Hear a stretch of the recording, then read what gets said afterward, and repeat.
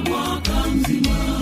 Tunapokusanyika kwenye makambi haya, njooni tumshukuru.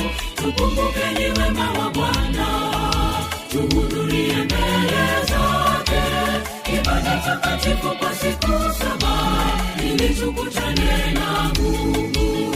Neema yake Mungu wetu ni ya ajabu, ametulinda mwaka mzima. Tunapokusanyika kwenye makambi haya